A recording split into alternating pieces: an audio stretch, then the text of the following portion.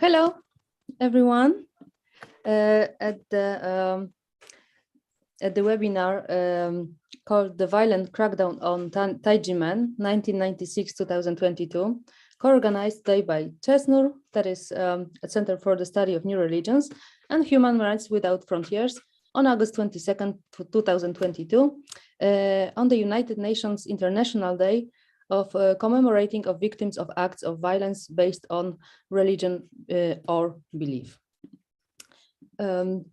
August 22 is the International Day commemorating the victims of acts of violence based on religion or belief, a United Nations Day of observance. It is a day reminding us that while it is also true that religions can be themselves guilty of violence, countless violent acts are committed every year against believers, often for the only reason that they are believers. There are, of course, different kinds of violence. The consequences of some are less tragic than others. However, they are connected. Lesser violence may easily escalate to lethal violence. A common form of violence against religious groups is verbal violence, also known as hate speech. While it may seem a minor problem, slander and hate speech create a ground for other and more dangerous forms of violence.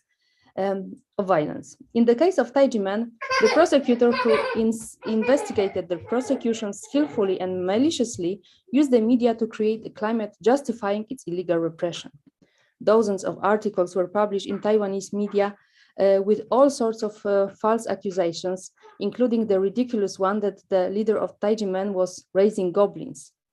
As a result of this campaign of slander, Tai Ji Men disciples, meaning disciples, were discriminated in the workplace and bullied in schools, confirming that the hate speech was indeed a form of violence.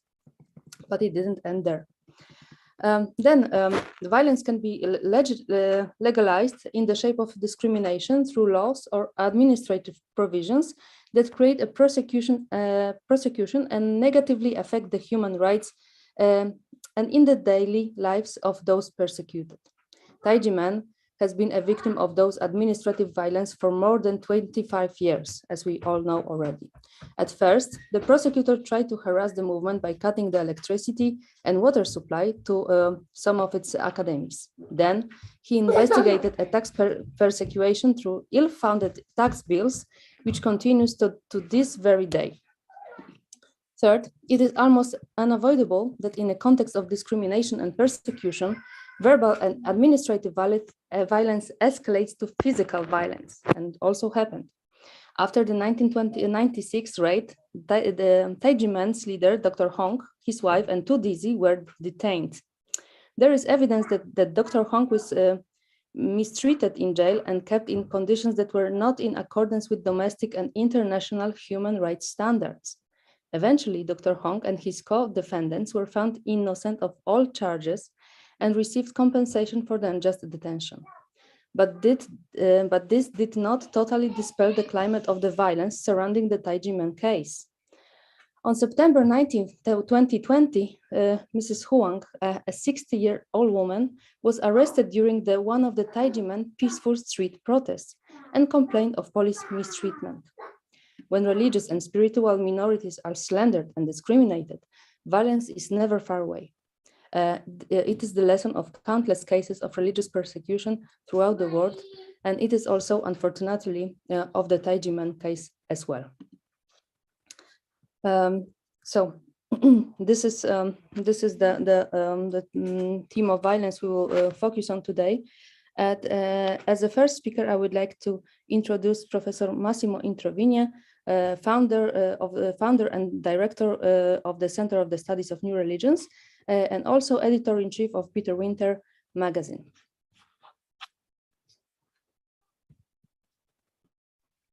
Thank you, Carolina. I believe before my speech, though, there is a video which is also about the theme of violence and about an elder Tai Ji Men Dizzy who fought all his life and was also in his own way a victim of violence. So with your that's right. It will be on screen now. It's called "The Death of the Senior Tax Reform Activist." Yeah.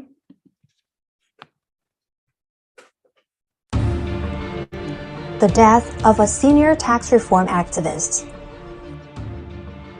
A senior citizen full of spirit appeared in the lobby of the National Taxation Bureau of Taipei, Ministry of Finance, with a strip on his head reading 22 years of injustice. His appearance is obviously peculiar in a noisy and crowded office building. Suddenly, this old gentleman was surrounded by 5 security guards and policemen who pulled, blocked, squeezed forcibly and attacked from every direction. After the chaotic jostling, this old man lay stiffly on the floor, unable to move. "How could you beat him?" the crowd screamed. "Nobody did it, don't frame us," the policeman responded in cold blood. The people yelled, "Shouldn't we report to the police?" But the police just looked on, unconcerned. The old man was sent to hospital and diagnosed with a cerebral concussion. His health has been getting worse ever since. Until his death, he would still dwell on the tax reform. It turns out that the elder was a victim of human rights oppression in one of the parties to the Tai Ji Men case of injustice. That is what the experts and scholars call the February 28th incidents of the tax realm, Taiwan's demon-revealing mirror of tax realm, which reveals the seamless side of human rights in Taiwan. The Supreme Court has found Dr. Hong and his co-defendant not guilty of fraud or tax evasion. Tai Ji Men won at the Appeals Committee, Ministry of Finance. and Control Yuan also stated that the Tai Ji Men case was an unjust case. Nonetheless, the illegal tax bills continue standing and harming people. There is no way out in the judicial system of Taiwan. To rectify the unjust tax case and pursue the fair tax system, this elder gentleman had been protesting in front of the Ministry of Finance and National Taxation Bureau for a long time.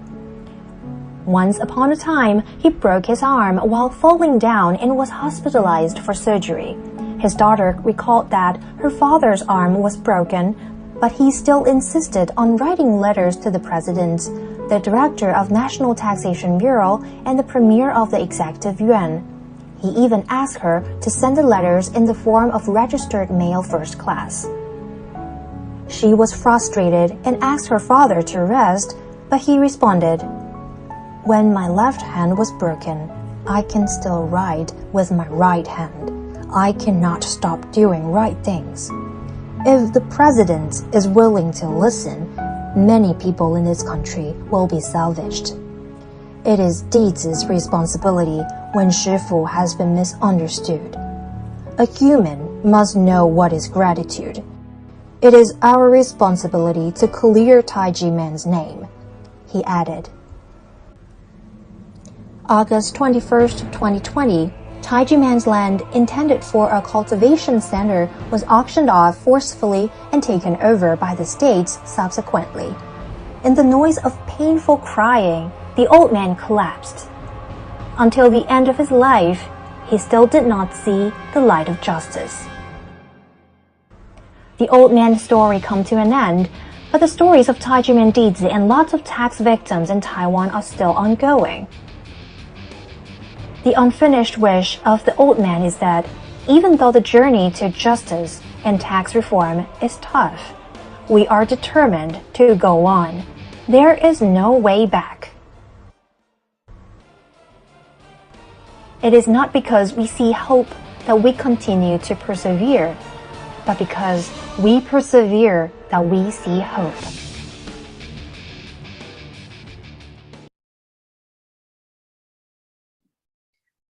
Thank you very much for this video about physical violence, which is not far away from administrative violence. And now I'd like to introduce our three speakers, and first will be Professor Massimo Introvini. So, thank you, Carolina, and the team we discussed today is a team coming out quite often among scholars of religion. In 2018, I was asked to serve as the guest editor of a special issue of the Journal of Religion of Violence about new religious movements. And in my introduction to the special issue, I tried to present a typology of the relationships intercurring between violence and new religious movements. Of course, first, there are cases of violence perpetrated by new religious movements, and the mind goes to the sarin gas attack by members of the Japanese new religious movement Aum Shinrikyo against the Tokyo subway in 1995, or the mass suicides and homicides of the People's Temple in Guyana in 1978. So surely no scholar would deny that there are violent new religious movements, but most scholars would add two comments. First, there are in the world thousands or tens of thousands of new religious movements called by their opponent cults, and only a handful committed violent crimes, which contradicts the usual anti-cult narrative that most new religious movements commit crime. That's simply not true. Second, there is more violence in old religions than in new religions. Networks of pedophile Catholic priests and terrorists using or misusing the name of Islam committed crimes whose magnitude greatly exceeds anything even the more violent new religious movements may have done. Recently, however, we see a very alarming phenomenon. The opponents of the groups they label as cults are playing an old confidence trick. They move the cards very quickly on the table and switch the position of the cards representing victims and perpetrators. Some examples. In June this year, in Korea, a husband who aided a religious movement called Shicheonji and was in contact with anti-cultists and deprogrammers. Actually, he had just met the deprogrammer 24 hours before the crime, killed his ex-wife, who was a member of Shicheonji, and also killed the sister-in-law of his ex-wife and seriously wounded the ex-wife's brother. And immediately, anti-Shicheonji activists called a press conference and depicted the murderer as a victim with the unimpeachable logic that had the wife not joined Shicheonji, the poor man should not now spend the rest of his life in jail. So the cards on the table were moved quickly, and some media really bought the story that Shicheonji was the villain, while whatever opinion you may have of it as a religion, it was clearly the victim.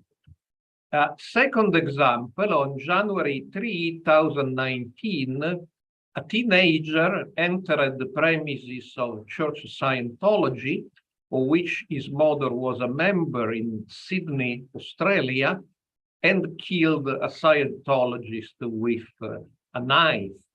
A trial, he was later recognized not criminally responsible, as two experts pronounced him schizophrenic. But as they say in the United States, real paranoids have real enemies. Although he may have quarreled with his mother for different reasons, it is also possible that propaganda depicting Scientology as evil may have excited his weak mind. But again, anti-Scientologists told the media, without shedding a tear for the victim, that Scientology was to blame because it had created the hostility between mother and son, leading to the assassination.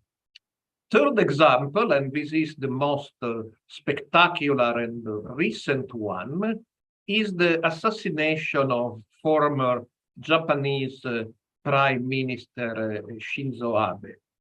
The assassin is not a member of the Unification Church, now called the Family Federation. On the contrary, he hates the Unification Church, of which his mother is a member, and he had likely been excited by the anti-unification campaigns promoted by certain greedy lawyers and media. In fact, he confessed he wanted to also kill the leader of the Unification Church.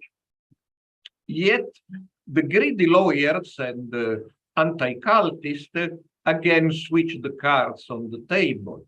And before somebody might accuse them of being responsible for having excited the mind of the killer with their hate campaigns, they called the press conferences, and they portrayed the unification movement, which was clearly the victims, of the assassin's hate and perhaps of their own hate as being, in fact, the villain of the story. And unfortunately, the trick worked because it was followed by a significant number of media, not only in Japan.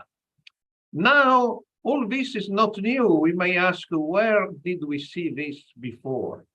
And as scholars of religion, we should be grateful of having had the opportunity of studying the Tai Ji Men case, because as early as 1996, prosecutor Ho Kwon-chen played exactly the same dishonest card switching game many years before the Abe assassination and the other cases I mentioned.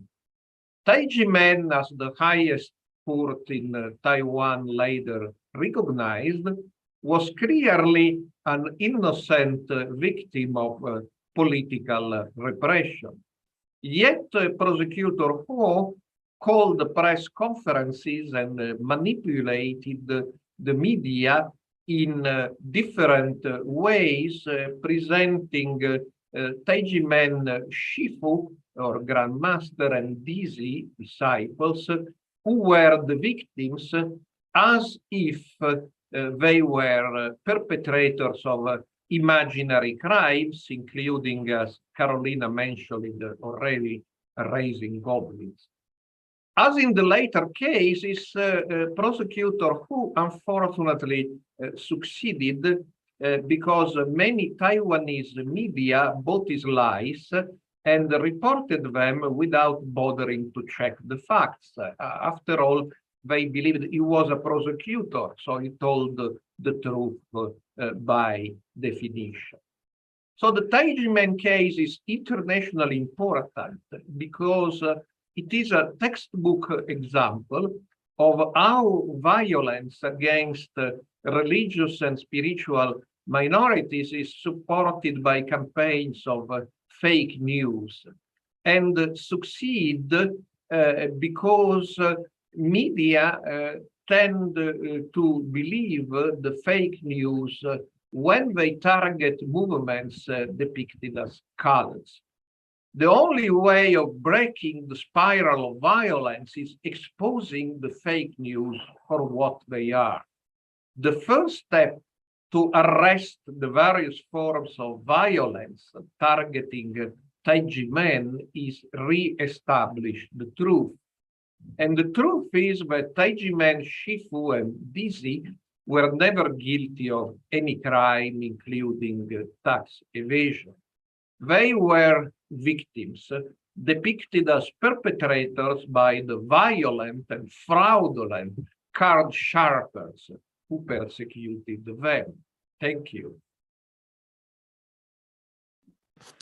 Thank you so much, Professor Introvigne, for this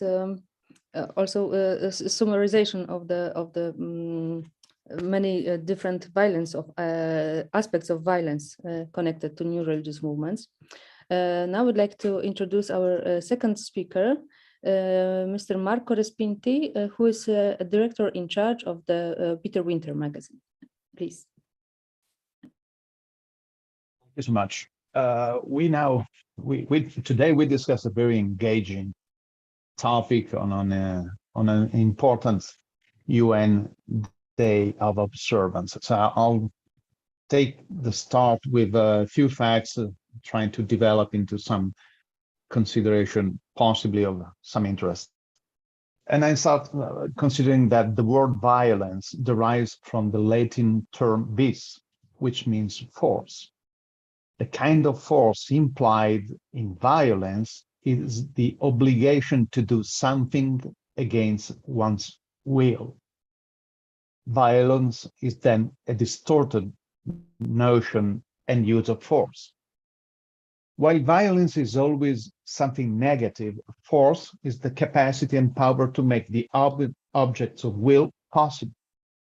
It has a fundamental moral side in the cognate term fortitude, which is one of the four cardinal virtues of the hinge excellencies that are required for a virtuous life.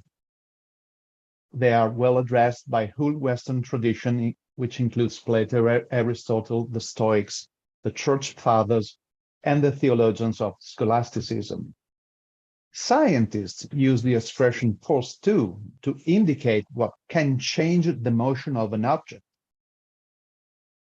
Physical forces have a magnitude and a direction, and the philosopher studying teleology, which is the science of purposes, teloi in Greek, would find this rather fascinating, even acknowledging that philosophy and science use different methods. Not by chance, I think, the force is the governing principles of the fictional future remote world of Star Wars, created by American director George Lucas. I am mentioning it here quite seriously. Star Wars force is both a physical energy and a mystical, ubiquitous power, the two being sides of the same coin. Similarly to the real world, where force is both a philosophical notion and a parameter of physics, Star Wars force has been analyzed by scholars of philosophy and religion, who have thoughtfully compared it to religious systems in the real world. While some suggest that the Star Wars idea written in the 1970s New Age climate of the US East Coast, a stronger influence on Lucas are Oriental spiritual ways, chiefly Taoism. In fact, the force of Star Wars is divided between a light side and a dark side, but ultimately it is the balance between the two that support that fictional galaxy. Explicitly, Lucas drew inspiration from American writer Joseph Campbell, who published in the field of comparative mythology, folklore, and religion. Campbell basically traces common archetypes in all different traditions to finally distill a singular, universal monomyth. While controversial among scholars, Campbell's approach is what ignited in Lucas the idea of inventing a spiritual way or even a religion, which could fit a secular age where the entertainment industry looms larger than churches, synagogues, and temples. He conceived it not as a substitute of religion in the real world, but as a literary suggestion of how spiritual need is basic in human beings. Protestant pastor Clayton Keenan of the Christ Community Church commented that Star Wars force is, quote, depicted as something supernatural within this universe, but it's not the same thing as a personal God that Christians or Jews or Muslims might believe in. It's this impersonal force that is in some ways this neutral, impersonal energy that is out there to be used for good or for evil, end of quote. Even some Muslims stated that a knight of the force in the Star Wars fictional realm perfectly represents, quote, what a true follower of Islam should be like, end of quote. It should be underlined once more that the approach of Lucas belongs to the realm of fiction. A wise audience should not move away from this realm. Yet there are also practitioners of Jediism who created a real-life religion based on Star Wars. On the other hand, if we remain in the domain of fiction, Lucas' experiment can be compared to that of English philologist and writer J.R.R. Tolkien. With his fictional creation based upon myth and religion, Tolkien tried to craft a mythology for England, and indeed for the whole world. Lucas and Tolkien's effort remind me of Tai Ji Men. Of course, I'm not suggesting that the Tai Ji Men's accounts of their spirituality and their case are fictional narratives.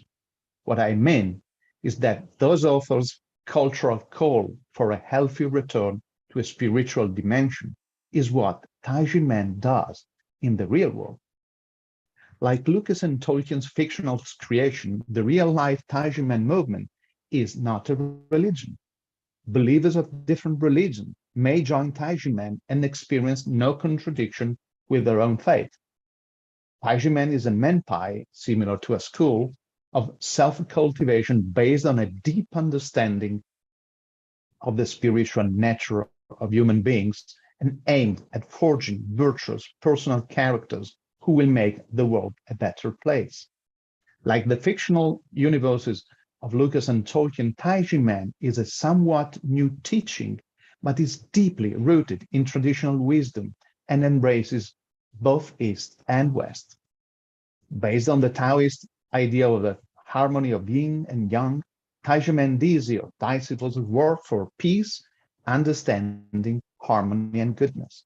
In a nutshell, Tai Ji Men is an exemplary testimony of force, both as a moral virtue and as a notion of the science of physics. It moves people and it makes things happen. The dark side of force is violence. Evil, even the devil, cannot build. It can only destroy. Evil can only attack good.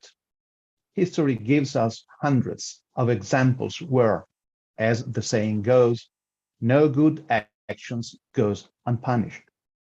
If Tai Ji Men suffers violence, it is because it does good. The coupled violence and religion consist of two concepts: violence perpetrated by religious groups and violence suffered by religious groups. And Professor Introvigna just reminded us brilliantly of this reality.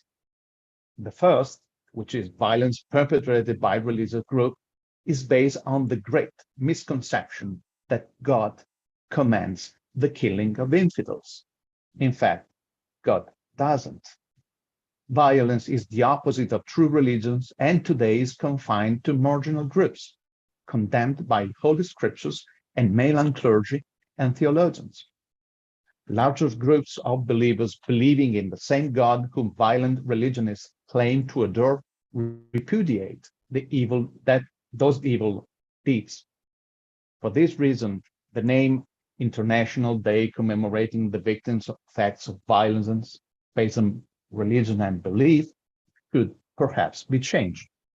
As it is, it may seem at first sight to indicate a reference to violence perpetrated in the name of religion. In fact, United Nations resolution of May 28, 2019 clearly stated that the day was primarily instituted to commemorate the victims of violence perpetrated, I quote, against persons belonging to religious communities and religious minorities around the world, end of quote, although it also deplored that violence is sometimes committed using or misusing the name of religion.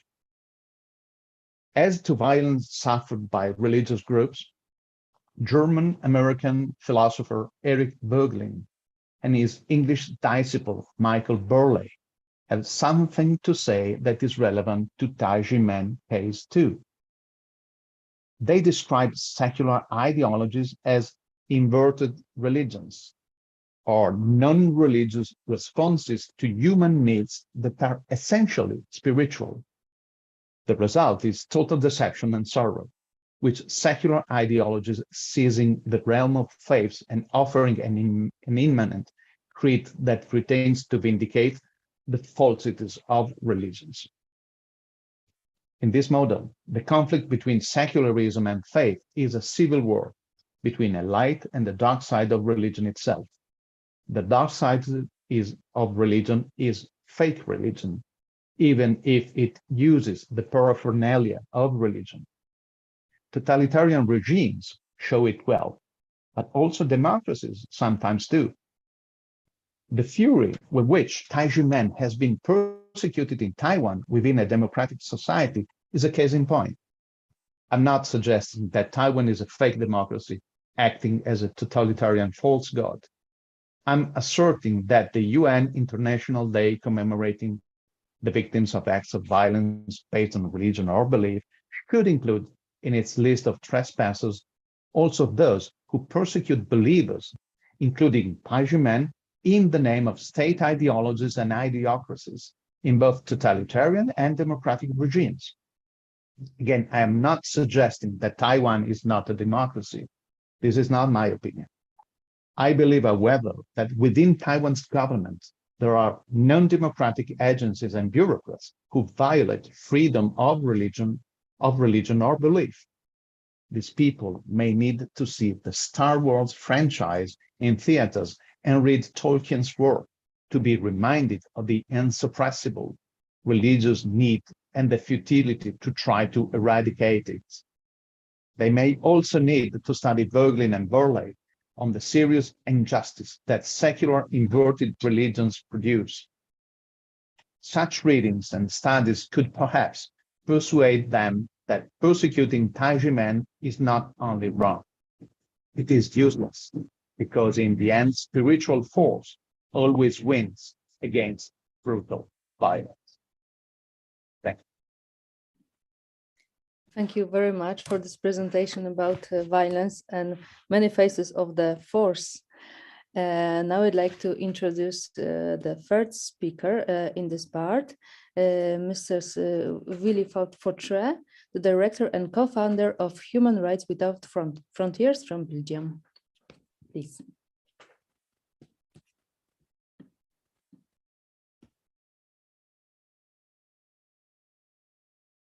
Willy, you are muted. We cannot hear you.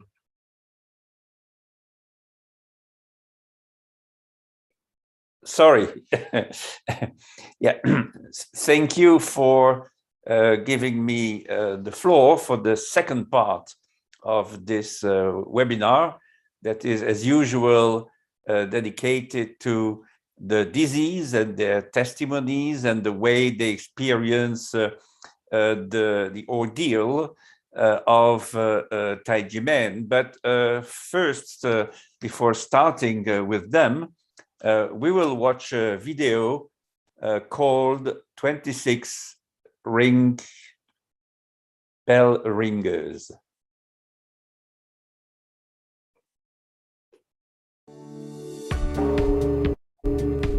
The ringing of the peace bell brings hope of love and peace across Europe, Asia, and America. In June and July 2022, the Tai Ji Men Cultural Goodwill Group travels to Sweden, Turkey, and the United States for conferences of different topics, including environmental protection, economic development, and religious freedom. On top of that, a total of 26 leaders from business, religion, government, and non-governmental organizations ring the bell of world peace and love to pray for the world. In Sweden, during the Stockholm Plus 50 conference, 11 ministers, UN officials, and visionary leaders ring the bell to awaken people's conscience and demonstrates the bell ringers' commitment to global sustainability. The bell.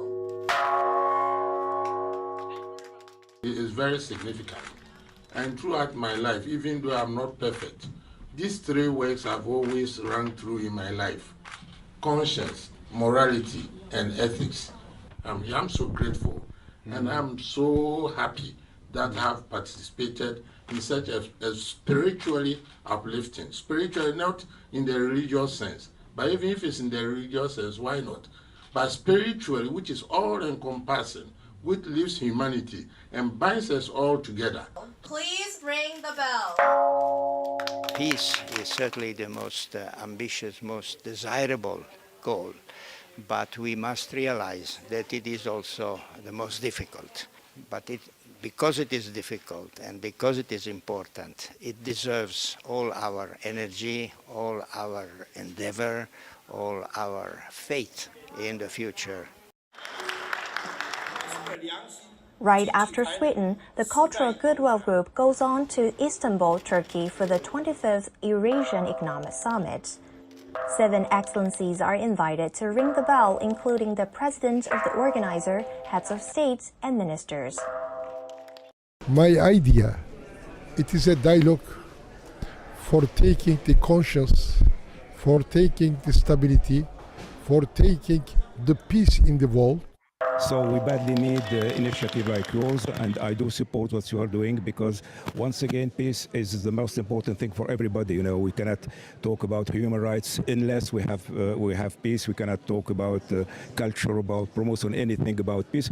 In the end of June, faith and political leaders convened in Washington, D.C. for the three-day International Religious Freedom Summit, the IRF Summit. Please ring the bell. Here we go.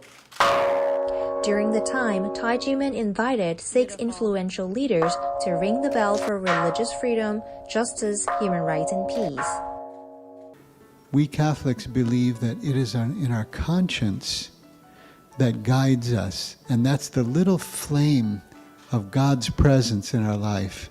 Conscience that respects our common humanity, the conscience that tells us to do the right thing. We do want to encourage everybody to have the freedom to worship as they choose, to have freedom to express their conscience. And again, it's wonderful to stand with you as you stand for religious freedom, because it's really religious freedom for everybody or for nobody. So we don't pick winners and choosers. What we do is we all stand together and stand with each other. We ought to all pursue the peace and love. And that's when we're going to have a much better world, is when we solve our conflicts through discussion and justice, and not through violence. Please ring the bell. I must say I felt something very powerful, because there's a special spirit here, and I know that derives from your teachings and from your practices, but it also derives from the encompassing love that you have for all of us, the encompassing prayer and wish you have for all of us. And I think your influence will continue to be a force for good in the world. In July and August, 2 additional leaders also rang the bell to pray for conscience, love, peace, and justice. I believe that these kinds of ceremonies are so critically important. And for me personally, I will never forget this.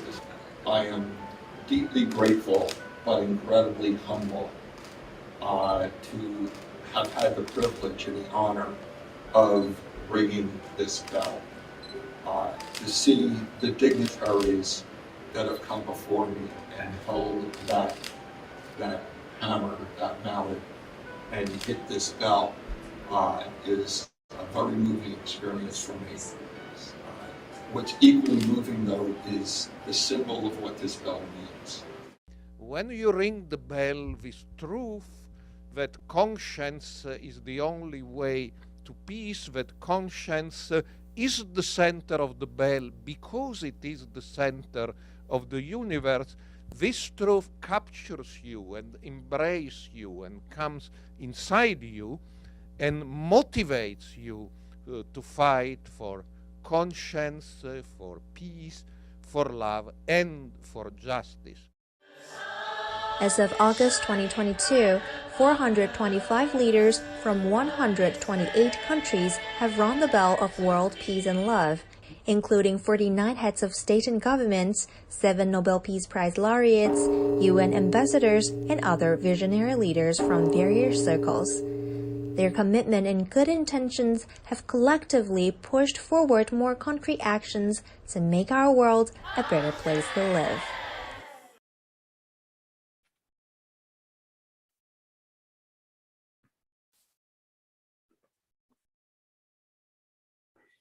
Thank you for this very impressive and inspiring video and practice of ringing the bells. And now we will start this second session, first with some introductory remarks of mine, to be followed by testimonies of disease. So today, UN International Day commemorating victims of acts of violence based on religion or belief is a very well-known day, and also a very sad day, in fact, because recent reports show that violence carried out by governments against religious minorities is on the rise in the world. The Pew Research Center reported that over 95 countries have been found to unjustly use government force, such as physical abuse, to coerce religious communities. Among these countries, at least 20 have reported cases of violence that resulted in deaths. Non-state actors are also responsible for acts of violence against religious minorities.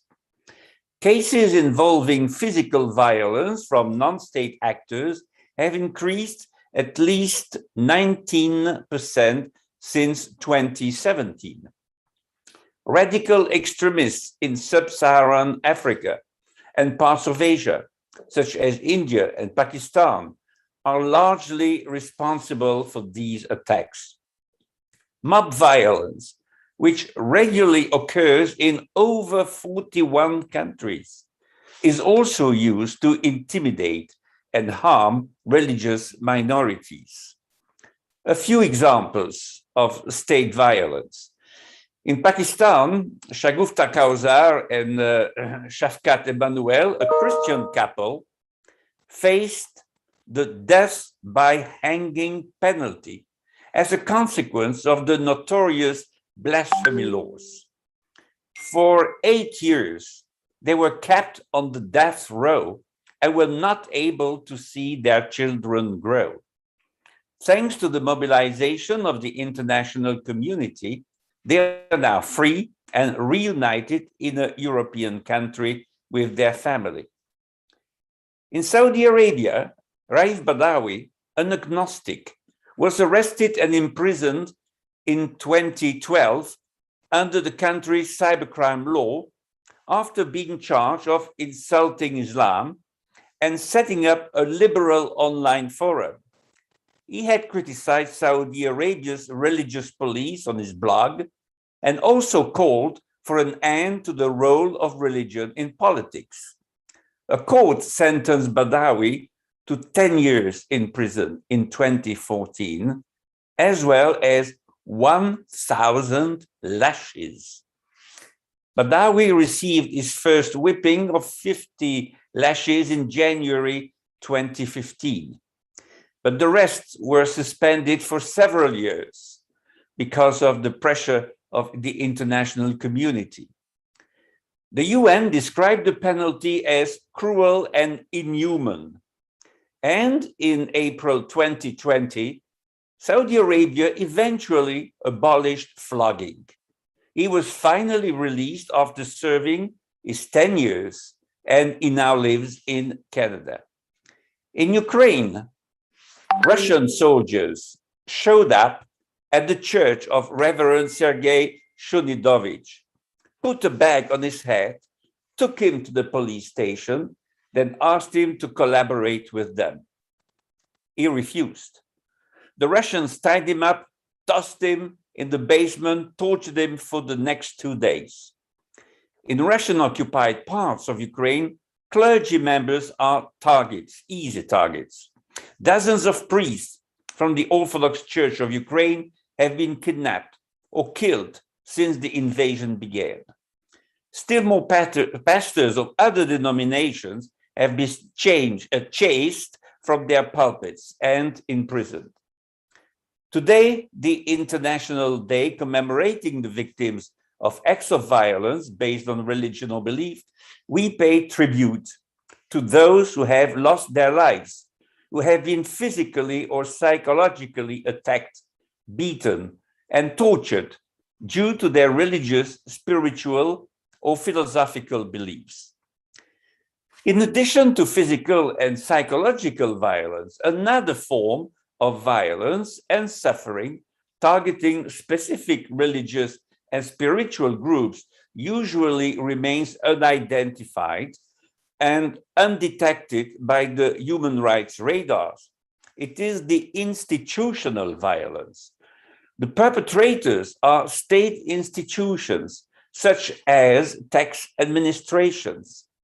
In previous webinars, we have highlighted the case of Tai Ji Men in Taiwan, and this was also recalled by the previous speakers. But it was also the case of 4 religious and spiritual groups in France, also in Canada, also in India, which were victims of administrative violence. Although these countries are democratic countries, their respective tax administrations have been instrumentalized by private or political actors to try to stifle them to death under discriminatory huge taxes and fines for the purpose of killing them. This administrative violence has not been successful, but the psychological and even physical suffering of the members of religious and spiritual groups has been incommensurable. And now, after these introductory remarks, I would like to introduce the first dizzy, Jimmy Chang, the manager of a financial institution. Jimmy Chang, the floor is yours. Thank you. Hello, everyone. I'm Jimmy. Yes, welcome. I am a Tai Ji Men 弟子.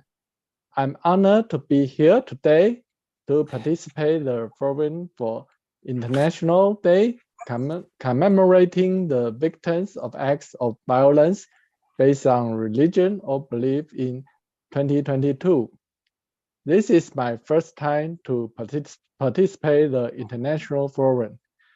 The topic I want to share is my understanding of Tai Ji Men and the persecution of religion or belief in Taiwan.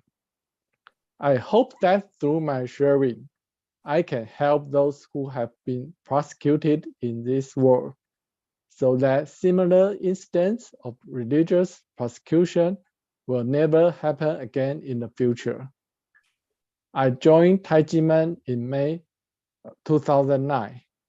At that time, I saw that my family members had positive physical and psychological changes after practicing Qigong in Tai Ji Men, and I hope to be the same as them. After I joined Tai Ji Men and start to practice Qigong, I found that my body has improved significantly. In the past, due to high pressure at work, I was easily tired. After practicing Qigong, my physical strength has improved and I feel mentally better. It's even better in my annual health check report. The abnormal numbers were rarely seen in it. Much better than my colleagues of the same age. Besides the body, my biggest change is the breakthrough in personality. In the past, I was a person who spoke very few words and was not used to speaking to people in public. But now I can easily share to others on any occasion. Like participating in a forum today, something that was impossible in the past for me. But now it is not difficult for me anymore. All thanks to my Shifu, Dr. Hong Daozi, who told me by example, who led me to continue to learn and grow, and make my life better. I believe that every brother and sister in Tai Ji Men has the same story of changing and growing like me. Tai Ji Men is such a good group and members are like a big family. However, no one would have thought that Tai Ji Men would suffer serious persecution of religion or belief and human rights by the Taiwanese government on December 19, 1996. Although it happened before I joined Tai Ji Men, after I learned about the whole incident and my own participation in various activities in the tax and legal reform, I realized that this is not just a simple case. It's a series of persecution of freedom of religion or belief and violation of human rights by the government through public power against specific religious groups. Although Taiwan claims to be a beacon of democracy, it experienced a long period under martial law in the past. Among government officials, there are still many mentalities and practices carried over the authoritarian period, especially in the agencies such as judicial and prosecutorial system, Ministry of Finance, National Tax Bureau, and National Enforcement Agency. UN General Assembly on its resolution designated August 22nd as the International Day commemorating the victims of acts of violence based on religion or belief on May 22nd, 2019. I believe this is because everyone has seen that even in the 21st century, there are still many cases of persecution of freedom of religion or belief in many countries. Therefore, it is necessary to set up such a Memorial Day to remind everyone to continue to pay attention and improve the situation. This May, many international reviewers came to Taiwan to participate in the International Review meeting of the ROC's third report on the two covenants, ICCPR and ICSCR. One of the important issues is to examine whether Taiwan's freedom of religion or belief has implemented the spirit of the two covenants. Chen Qingxiu, representative of the China Buddhist Association, told the international reviewers that Taiwan's religious groups are vulnerable. The government controls everything. Even religious groups must be unconditionally submitted to the government. The representative of the Tax and Legal Reform League also pointed out that Taiwan continues to fail to resolve unjust cases, such as the Tai Ji Men case. This is the evidence that Taiwan's persecution of the freedom of religion or belief continues. I would like to appeal to the Taiwanese government not to ignore the fact that more and more scholars and experts around the world have stand out and clearly point out the government's mistakes. You should have the courage to admit your mistakes and make corrections.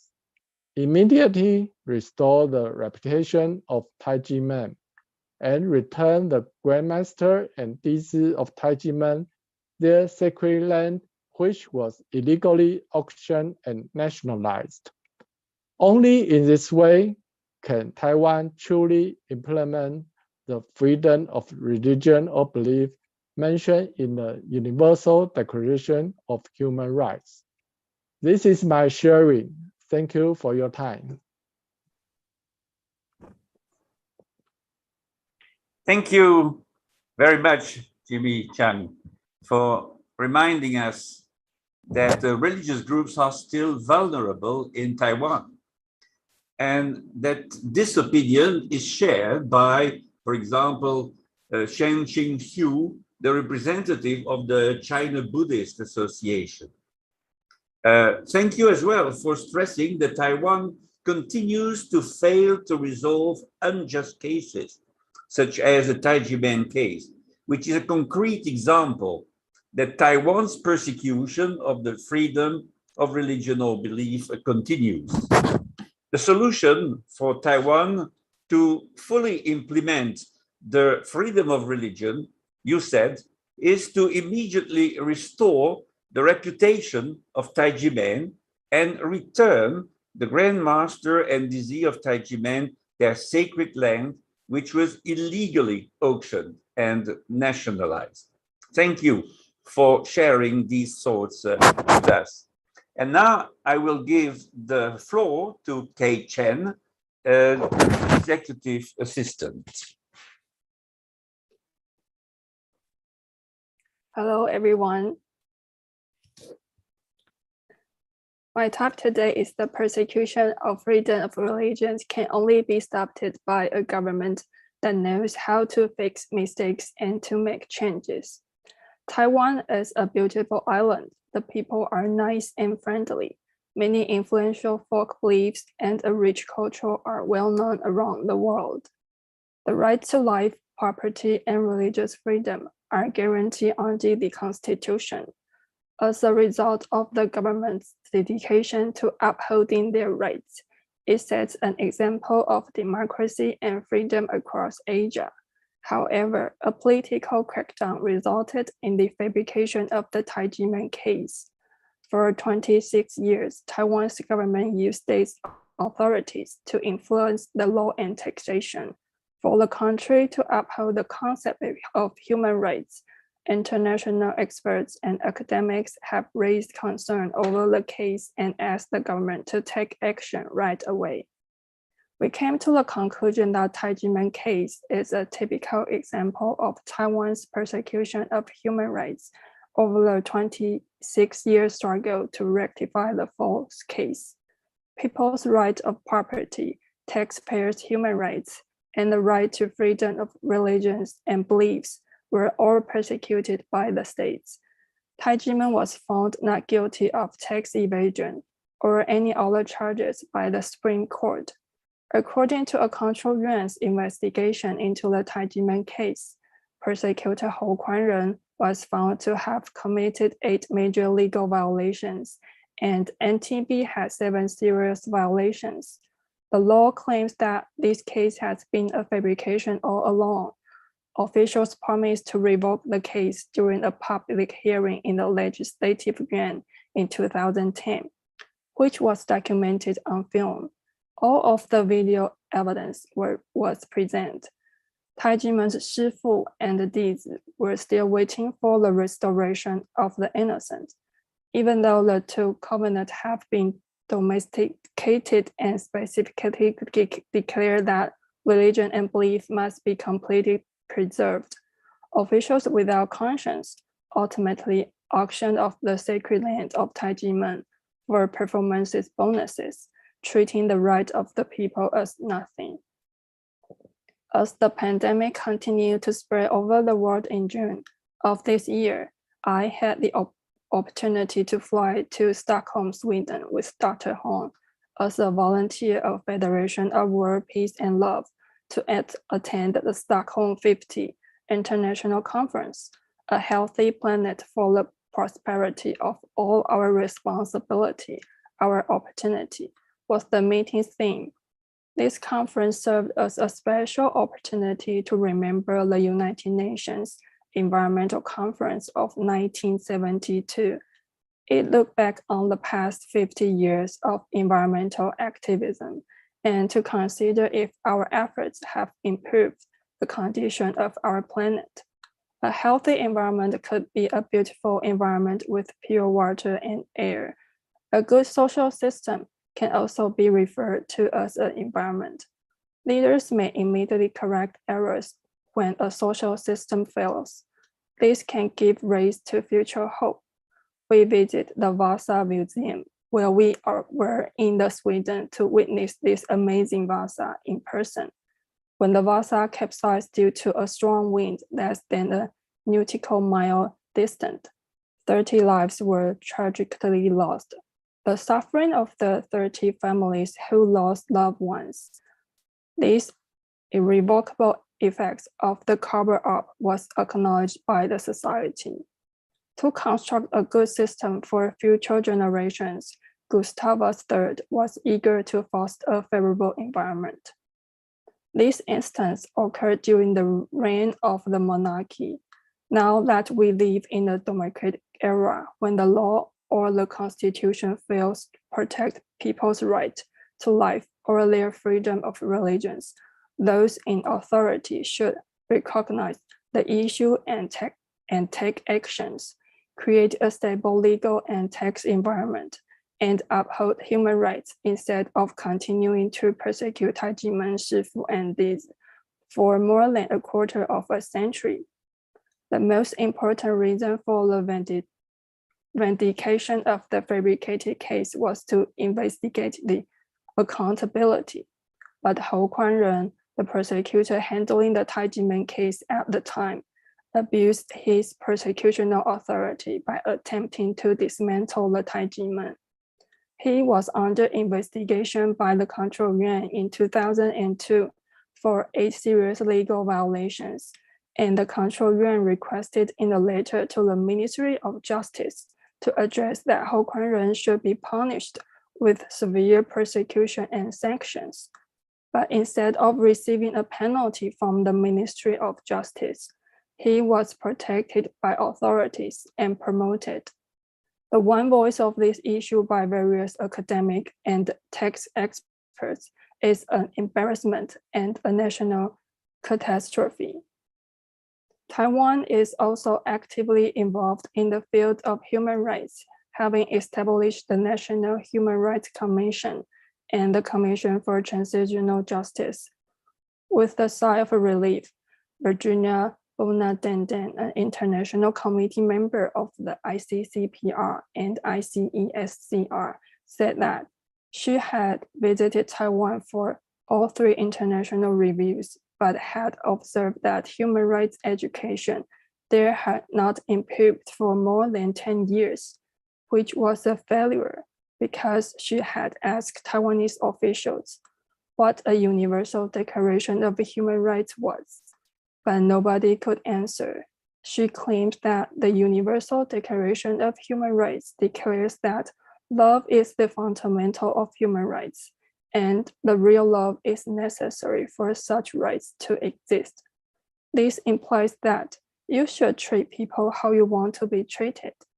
The government should uphold people's rights with compassion, not by imposing upon them and causing misery, because one person's human rights are violated.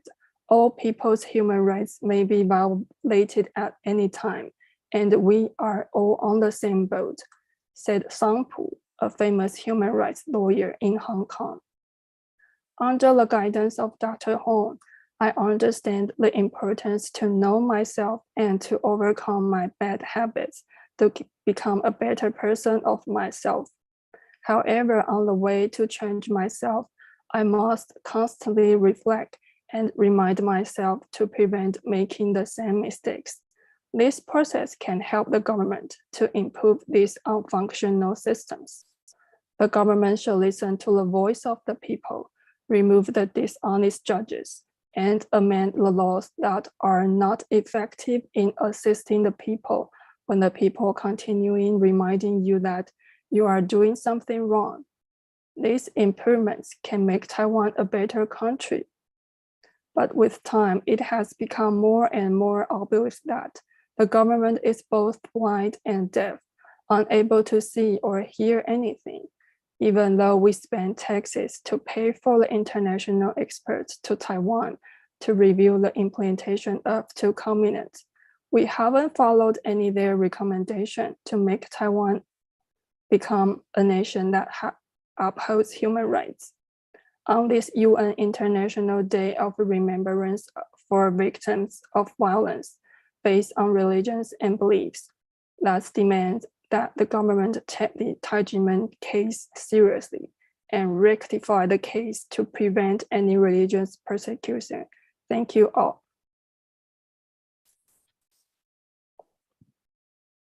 Thank you very much, Kate Chen, for stressing that the Tai Ji Men case is a typical example of persecution of human rights in Taiwan and of state violence by the lack of respect for property rights.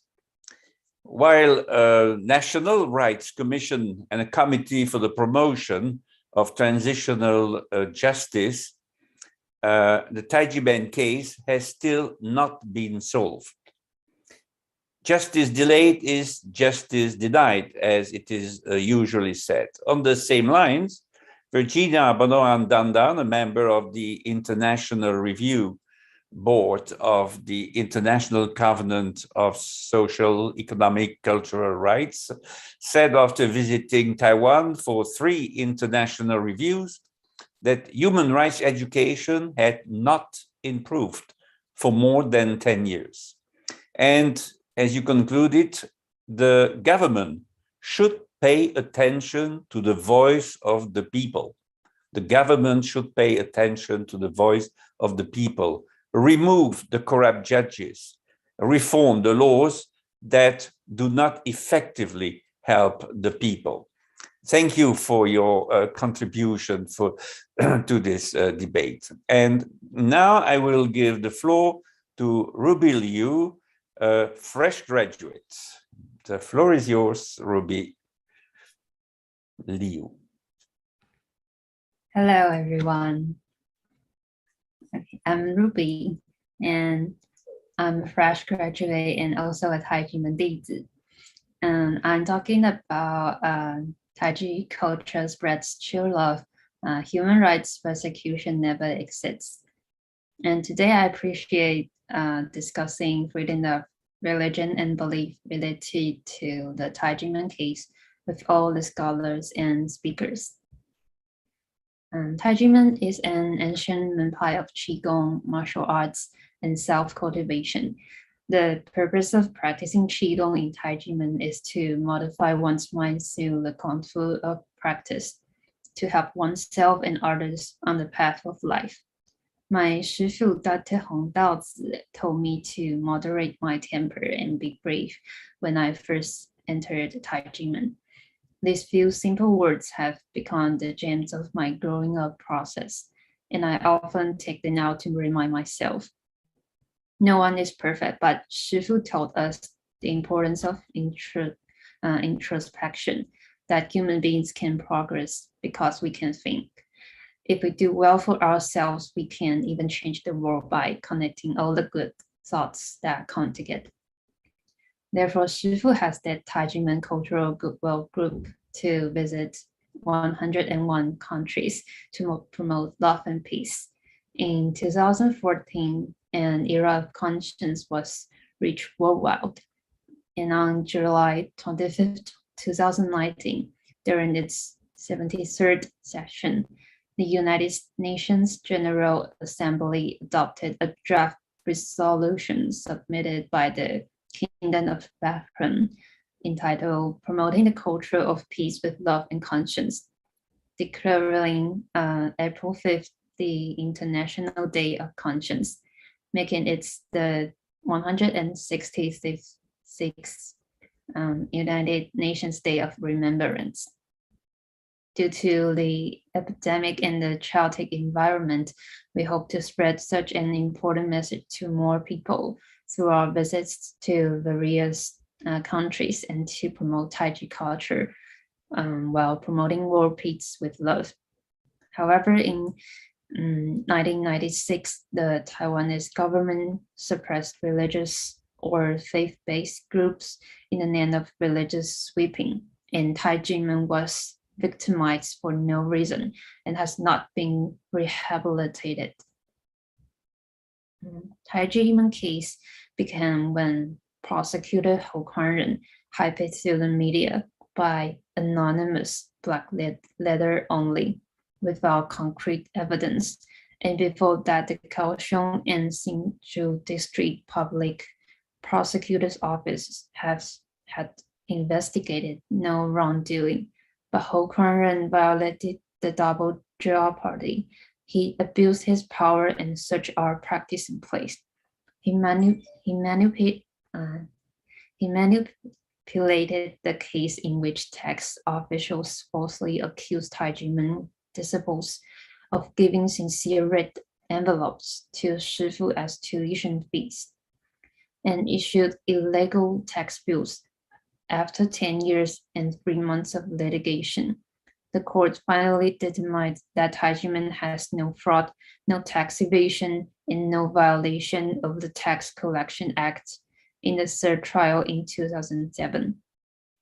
However, the National Tax Bureau and the few officials flouted the court's ruling, leading to a forced auction of the Tai Ji Men sacred land by the Joint Administrative Enforcement Agency in August 2020. At that time, I protested with our brothers and sisters against the office and those civil servants inside.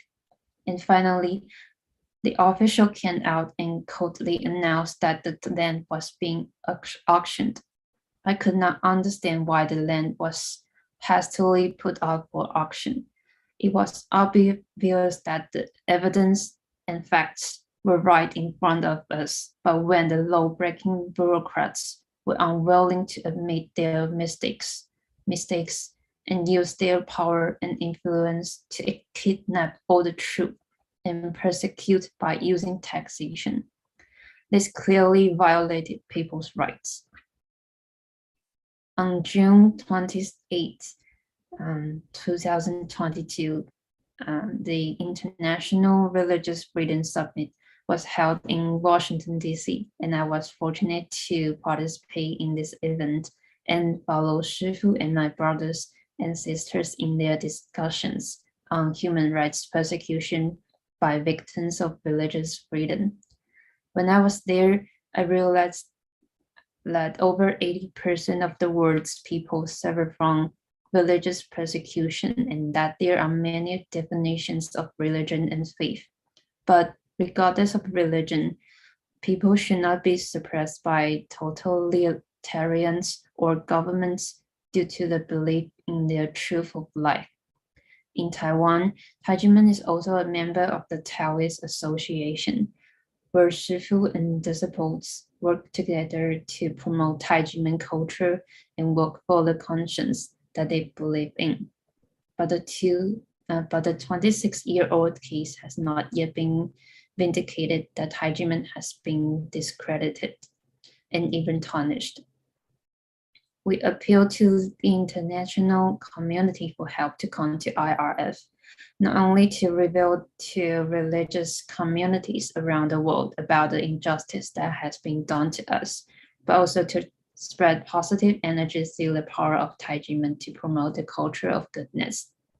And we also invited Dr. Katrina Lento-Sweat, the former chair and vice chair of the United States Commission on International Religious Freedom, and Simran Bak, former ambassador at large for international religious freedom, to ring the bell of war, peace, and love. In addition, on the second day of our arrival in the United States, we went to Washington Station Hall and we invited people coming and going from the station to sign the Declaration of War, Peace, and Love and the Declaration of an Era of Conscience. That day, we met a teacher who was touched that she knew how to do such a meaningful thing at our age. And the son's son in hope brought her so much energy that she didn't want to leave the circle around her, sharing love and peace, and hope that her children would become people like us, spreading love. So there's a lot of injustice going on in the world, worse, whether because of ethnic differences and religious differences, tragedies in which minorities are persecuted and oppressed by those in power. The Tai Ji Men case is the closest thing to me in Taiwan, and I am a Tai Ji Men disciple. So can we compromise with the government? But this is not the belief that Shifu brought to us. Just like the song we sang in the hall, we can change the world. We have the power to change the world, but we have to put it into practice to get results. If we don't stand up for ourselves in fear, it will only allow the government to perpetuate this mistake. And I hope the government will take the Tai Ji Men case seriously and vindicate it. On the International Day commemorating the victims of acts of violence based on religion or belief, I call on the government to truly implement people's rights to have their freedom of religion or belief. In this way, we can truly realize the peaceful world full of love and peace. Thank you. Thank you very much, Ruby Liu, for telling us that it is only recently, in fact, that you realize that over 80% of the world's people suffer from religious persecution. And it was when you followed your Shifu in his trip to Washington, D.C., where he participated in the International Religious Freedom Summit. Of course, learning from teachings is important, it's one thing, but learning from action and from realities in the field is a necessary complementary step.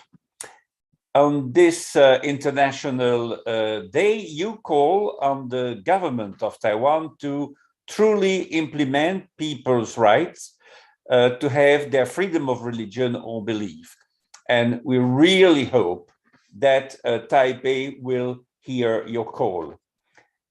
Now I will give the floor to Melody Fu, a university student.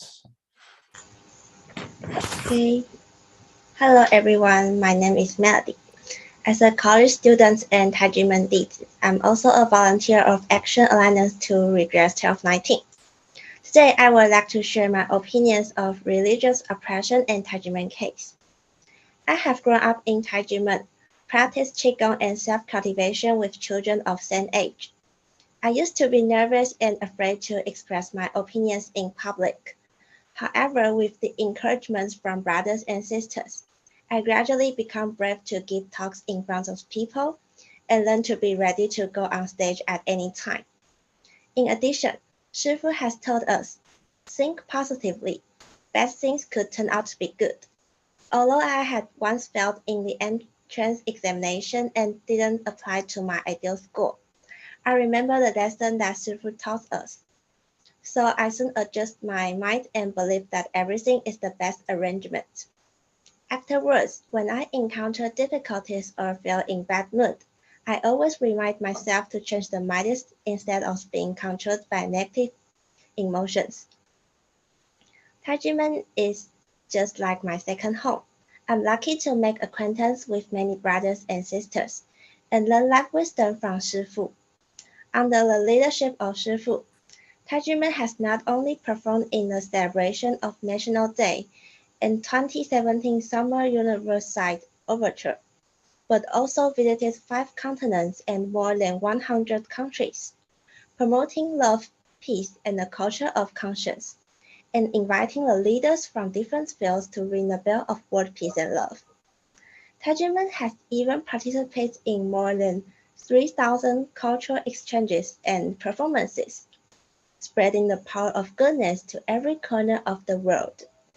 However, it is unbelievable that such an organization, which has been praised domestically and internationally, has been persecuted for more than 26 years because of a few officials' illegal behaviors.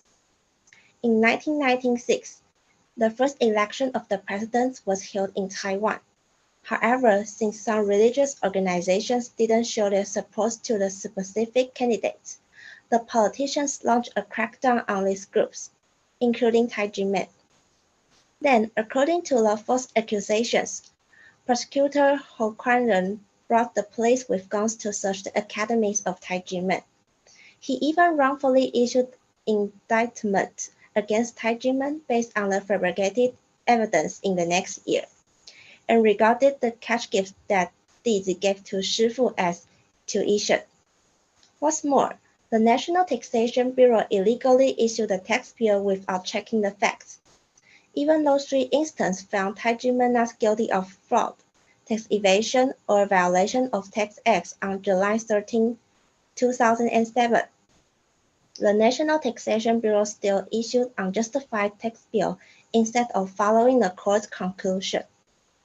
What's worse, based on the fabricated indictment abandoned by the court and the illegal tax bill of 1992, the National Taxation Bureau and the National Enforcement Agency illegally and forcibly auctioned off our sacred land for building academies. I was there on the day of the action, witnessing our lands being taken away by the government. I felt very disappointed and powerless. It is also frustrating that the officials were unwilling to find conscience back and correct their mistakes. Part of the value of democracy lies in the trust between the people and the government. During the nearly 2-month-long protest that summer, I had wished I could trust the government. But when the action ended, the government didn't respond to our expectation. The justice hasn't returned to us. The 26-year Tai Ji Men case has drawn international attention. Many scholars believe that it is no longer just a tax issue, but a serious religious persecution. There are also hundreds of reports about Tai Ji Men case on Bitter Winter and Human Rights Without Frontiers. In 2021, even 25 scholars and experts from all over the world have written to Taiwan's president, urged a solution to Tai Ji Men case. In June this year, I had an opportunity to attend International Religious Freedom Summits in the United States with brothers and sisters from Tai Ji Men. Since the government didn't take our case seriously, I was pretty sure that I must go to IRF, reporting the persecution of Tai Ji Men case to the world and seeking support from international community. Also, I would like to tell the world that there is a persecution of human rights and freedom in a democratic country, and this type of oppression could happen in any corner of the world. Despite being persecuted, Tai Ji Men is still dedicating to spreading the idea of love, peace, and conscience, hoping to create a world full of harmony, happiness, and peace. This visit to the United States is no exception. In addition to holding the forums about Tai Ji Men case with international scholars, we also invited influential leaders from different fields to ring the bell of world peace and love, and make wishes for world peace, praying that the world will become better. During the forum, youth volunteers and I were also singing "We Can Change the World." With the kindness in mind and inspiring song, we believe that we can spread positive energy and hope to people, and that the world will also change. Besides, in the IRF summits, I have heard many scholars and victims from different countries share their views and demands, and I deeply realized that the road to justice is not easy at all. In retrospect, I have stood on the streets to express our appeals for many times. However, as Tai Ji Men did and the victim of Tai Ji Men case, I never think about giving up. Instead, I hope to spread the power of goodness, awaken people's conscience, and call for the reformation of the system to help redress the grievance of many victims. In the International Day commemorating the victims of acts of violence based on religion or belief, I would like to call for the governments to ensure the protection of religion freedom in accordance with the Constitution, ICCPR and ICPSER, face and solve the problem of oppression of religious freedom, for re-establishing a bridge of trust between the people and the government. Mr. Willie Fortre, the director and co-founder of Human Rights Without Frontiers, also said, "Justice not only for Tai Ji Men themselves, but for all those who are victims of oppression of the tax administration. Therefore, I will keep doing right things and believe that justice, human rights, and democracy will be realized in the future." Thank you. Thank you very much, Melody Fu, and for telling us how you managed to overcome your nervosity and your shyness with the teachings of Dr. Hong, and how now you are not afraid at all anymore to express your opinion in public, as you have just done it during this webinar. And it is with pleasure that on this International Day that we will amplify your call for the government to ensure the protection of religious freedom in accordance with the Constitution of Taiwan and the international covenants, to face and solve the problem of the oppression of religious freedom, for reestablishing a bridge of trust between people and the government. And this trust is absolutely and indeed important in a democracy. Trust between the government and the population. Thank you for insisting on this point. And our last speaker will be Yashi Tseng, a teacher.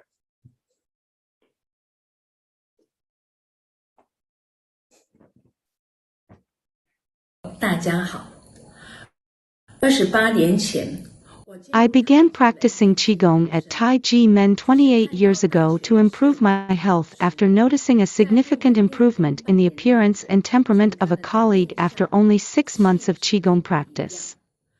I was convinced that Tai Ji Men had to be an excellent place for self-improvement. After seeing the Tai Ji Men 1219 incident in 1996, I am deeply moved by his profound love for the world, as Dr. Hong continued to insist on what is true from false, good from bad, right from wrong, and the concrete actions he personally led his disciples to practice. When the 1219 incident began, I was still relatively young, not nearly 24 years old. I was in my prime. However, every year since then have been devoted to the efforts of rectifying the Tai Ji Men case. Both my physical and mental selves have been tested harshly, and even as I type these words, I can't help but weep inside. I am just an ordinary, vulnerable woman, and when confronted with the authority abusing its power, it feels as if we are a tiny shrimp up against a giant whale. But, for the sake of honor and reclaiming innocence, as well as bringing a more stable democracy and rule of law to Taiwan, we have persevered year after year for decades. The righteous path is pure and selfless. I'm grateful to my Shifu for guiding me to understand the truth. When the Tai Ji Men case started, my mother was so worried about me that she made me read the ridiculous newspaper articles every morning before I go to work. She had lived through Taiwan's authoritarian and martial law periods, so she wished for my protection not to return to Tai Ji Men. At the time, I kept a Tai Ji Men Qigong Academy sticker on my car.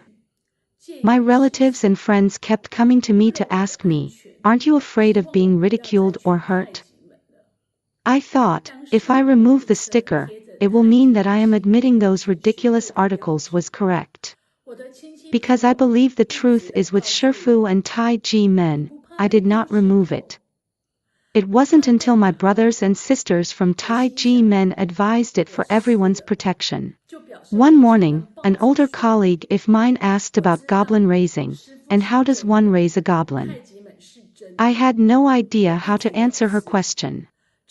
Prosecutor Ho Quan Zhen's unfounded accusation for raising goblins was not only unlawful and unscientific, but also turned Taiwan into a terror-filled island that became a worldwide laughingstock.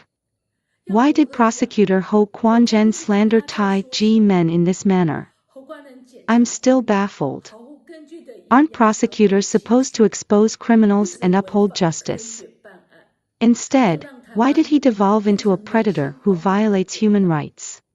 Scholars have described the Tai Ji Men case as a mirror that reflects the horrific sides of Taiwan's problems in laws and taxation, and a few corrupt officials are exploiting their power to harm Taiwan. Tai Ji Men case is just the tip of the iceberg.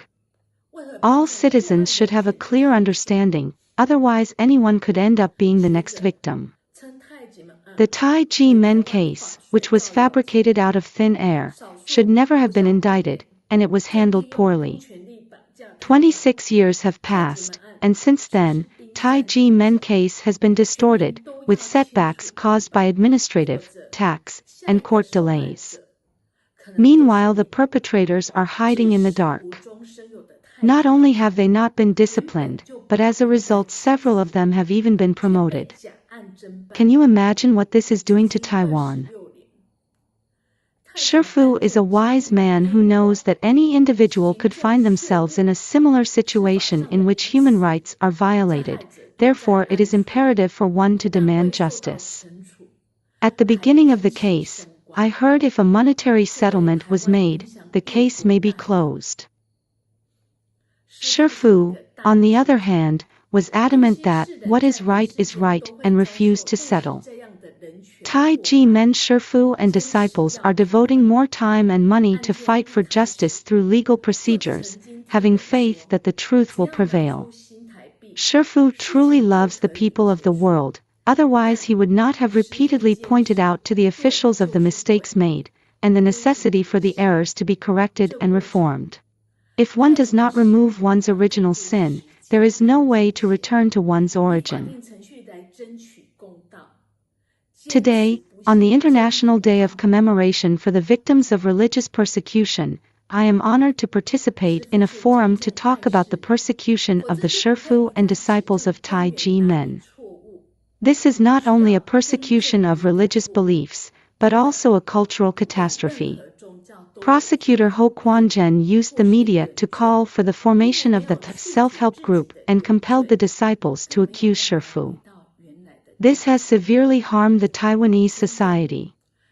Taiwan has lost sight on the virtues of respect for teachers, decency, justice, and honesty, and the health of the society has been compromised. We should not underestimate the impact of the prosecutor's accusation, the judge's ruling, or the tax collector's collection, as all of these contribute to the overall stability of the society and the future of the country.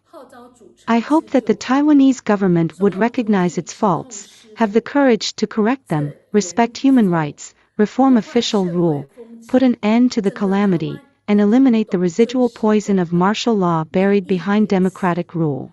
The more prudent decisions that are made, the more powerful compassion becomes.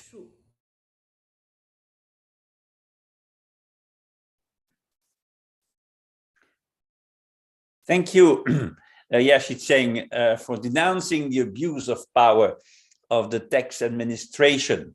A giant whale, you said, in which Tai Ji Men is like a shrimp it has swallowed. But you also insist on Tai Ji Men's resilience and perseverance year after year during decades now, as the only way not to be swallowed by the tax administration, which is in fact a voracious shark.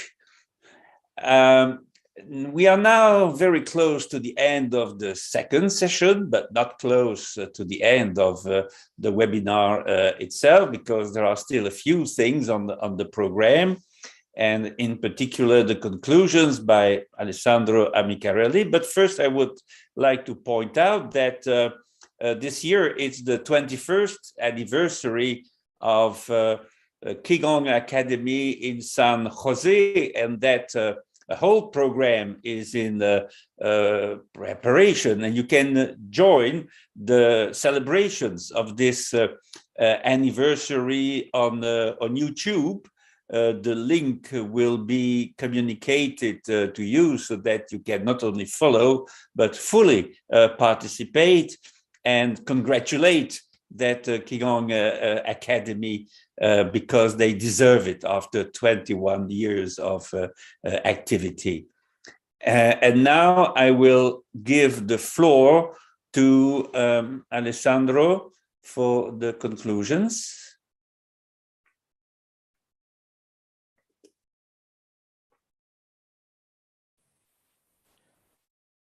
Hello, good morning, afternoon, and evening, depending on where you are. Thank you for this very nice webinar today. We had a number of presentations and insights from different perspectives, as always. The United Nations General Assembly designated the 22nd of August as the International Day commemorating the victims of acts of violence based on religion or belief, deploring the widespread violations suffered by individuals and persons belonging to minorities who are targeted on the basis of their religion or belief. We had three main presentations and a number of testimonies by these disciples who gave their testimonies based on their experience in Tai Ji Men and the way they experienced the persecution inside and outside the community. as the community was targeted by a prosecutor who, instead of being suspended, afterwards he was even promoted. I will start with some of the points stressed by Carolina Hess. Carolina said, a common form of violence against religious groups is verbal violence, also known as hate speech. While it may seem a minor problem, slander and hate speech create ground for other and more dangerous forms of violence. In the case of Tai Ji Men, the prosecutor who instigated their persecution skillfully and maliciously used the media to create a climate justifying illegal repression. Dozens of articles were published in Taiwanese media with all sorts of false accusations, including the ridiculous one that the leader of Tai Ji Men was raising goblins. This point has been stressed afterwards also by the thesis, who, because of the accusation made up by the prosecutor, were experiencing problems in the family. As the last DC said, even her mom was trying to have her come out of and leave Tai Ji Men, and in the workplace and other places as well. Carolina concludes by saying, as a result of this campaign of slander, Tai Ji Men DC were discriminated in the workplace and bullied in schools, confirming that hate speech was indeed a form of violence. And I can just add that this was the same kind of anti-Semitic propaganda and violence used by the German regime against the Jews, the Roma, and other persecuted groups. In fact, we all know what happened during those years when the Jews were not only physically targeted, but there was a planned propaganda before that happened with the comics and articles against them. Then Marco said the fury with which Tai Ji Men has been persecuted in Taiwan within a democratic society is a case in point. And he added, I'm not suggesting that Taiwan is a fake democracy acting as a totalitarian false god. I am asserting that the UN International Day commemorating the victims of acts of violence based on religion or belief should include in its list of trespassers also those who persecute believers, including Tai Ji Men, in the name of state ideologies or ideocracies in both totalitarian and democratic regimes. And this is the last bit, the most important one. We all know there are issues in totalitarian regimes, but there should be no problems in democratic regimes. Nobody would expect a democratic country to prosecute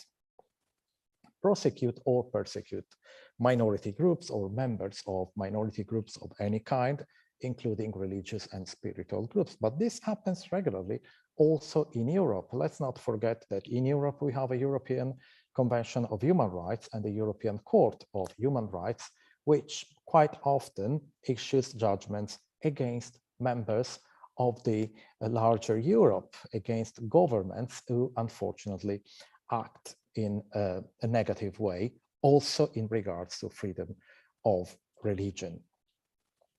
We all know what happens in some European countries in terms of religious minorities and rights to express own religions or belief in public. Then Massimo, I put Massimo at the end of the review because it tries and suggests a strategy to tackle with these problems. Massimo said that the Tai Ji Men case is internationally important because it is a textbook example of how violence against religions and spiritual minorities is supported by campaigns of fake news and succeeds because media tend to believe the fake news when they target movements depicted as cults. The only way, Massimo said, of breaking the spiral of violence is exposing the fake news for what they are. So this is the very core suggestion made by Massimo, to expose the fake news. So we all, with what we do, we all are exposing the fake news of those targeting minority groups as cults. The first step to arrest the various forms of violence, Massimo said, targeting Tai Ji Men, is re-establish the truth.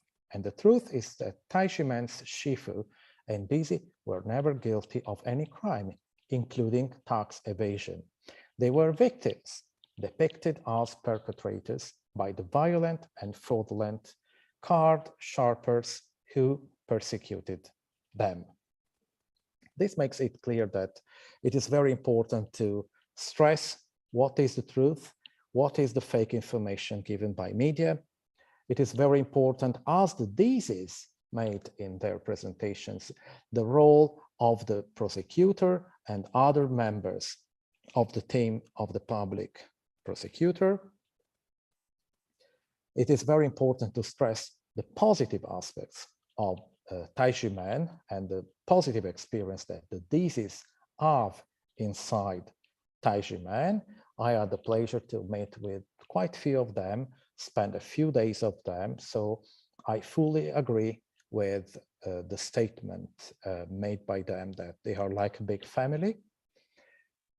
Some of them stress the importance of the implementation of the United Nations human rights instruments in Taiwan, but as a matter of reality, the implementation is still far to be, in fact, implemented in Taiwan. And even though this happened a long time ago when the government transported into the national law the human rights instruments, and every year there is a review with international experts and scholars coming to Taiwan, there is still more and more to do for their full implementation. So from our perspective, we can just keep denouncing the negative, keep focusing on the positive of Tai Ji Men, and work all together to end the persecution. And also we need to stress the point that what Tai Ji Men is doing is not only doing it for Tai Ji Men. What they are doing is something for Taiwan. So every Taiwanese should stand by the side of Tai Ji Men, because by standing by the side of Tai Ji Men, they will be standing by the side of Taiwan for having Taiwan becoming a full democracy. Thank you very much.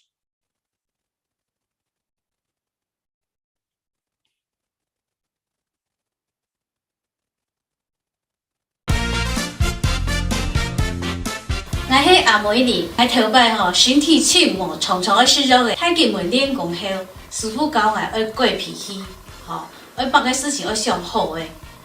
所以我练下吼，迄个快乐健康的人。我迄小曼，我以前细细时时会赌气，尤其到冷天，常到做爱秦先生来到太极门练功。唔到啲嘢，半年後就好得嘢。好的，有师傅。我迄阿珍，我迄个客家新球，从细我摇的，拢系本人做细新球，但是慢慢睇咧吼，心肝对摇的是同爱，要客讲做嘛拢系买摕吼，但是我有限吼落来太极门，师傅拢系讲，做人要只有感恩吼，要孝顺爷爱，不用下拢爷爱嗰种个。现啦吼，慢慢吼对摇的是真好嘞。我练下落个太极门练功吼，这种法嘛，我都改变身体压力都真好。我迄慢慢啦，我83年是你们来练功，还没练功以前吼，从头头打通，看动作欣赏都无好。练功3个月了后，来头痛情绪全部改变了，来服用草感谢来个师傅。师傅在教体质。要多做好事，讲好话，要过脾气，还有从头拄到体质哦，行遍世界5太久，做人民的爱教，做到安好。啊，不过，个国家拢唔知好好保护呢种个团体，系攞个坏干啊、无心肝的感染，做违法做坏事情啊。古人言讲吼，一世干是救世牛啊。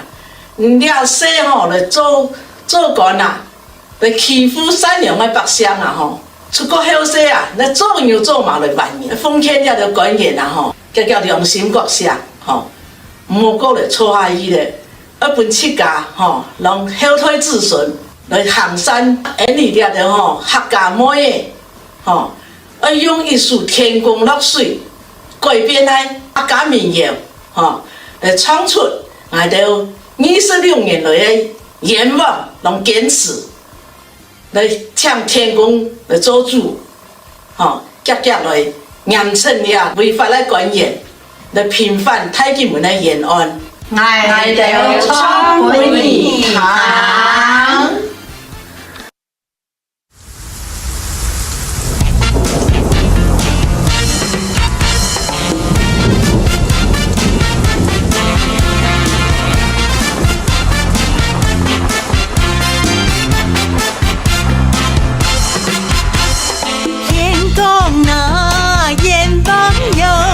太极门，修心用心系好所在，检查干无良心，无真起来陷害，违背天理啊！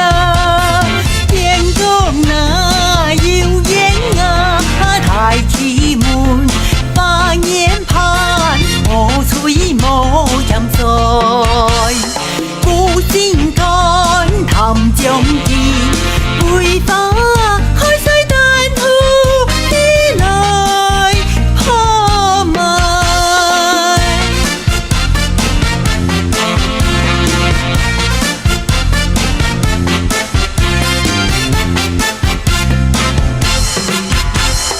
天公那现正义，顺天意，扬残贪官。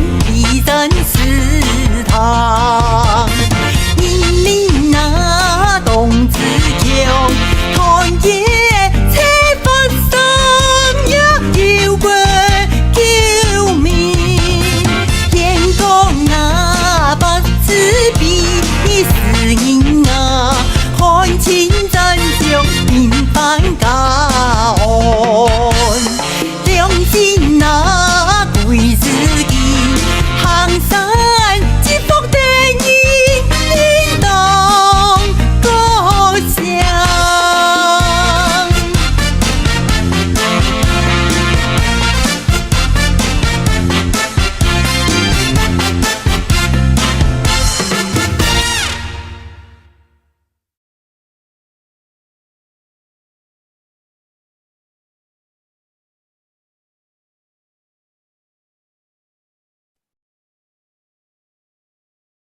Beautiful, amazing.